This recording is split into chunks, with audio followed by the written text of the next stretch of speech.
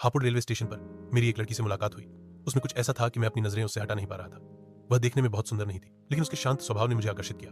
वह बेंच पर चुपचाप बैठी थी, पीकर रंग का कुर्ता पहने हुई थी। वह एक ऐसे तरीके से शांत थी जिसे शब्दों में बयान नहीं किया जा सकता। वह ध्यान से उन सभी को देख रही थी जो गुजर रहे थे, मानो किसी की तलाश में इंतजार कर रही हो।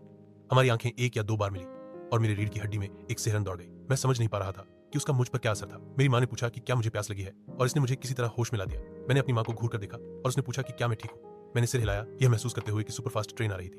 हालांकि वह हमारे स्टेशन पर नहीं रुकी। ट्रेन आई और अचानक लोग चिल्लाने लगे। मैंने चारों ओर देखा और देखा कि लड़की वहां नहीं थी। सबसे बुरी कल्पना करते हुए मैं भीड़ की ओर भागा और वे रेलवे ट्रैक पर नीचे दिख रहे थे। मैंने आसपास पूछा कि क्या हुआ, तो एक आदमी ने मुझे बताया कि 20 साल का एक लड़का ट्रेन के सामने कूद गया था। मुझे उस पर तरस आ रहा था और मुझे राहत भी मिली कि लड़की सुरक्षित है, लेकिन मुझे वह कहीं नहीं दिखाई दी। चाय बेचने वाले एक आदमी ने कहा।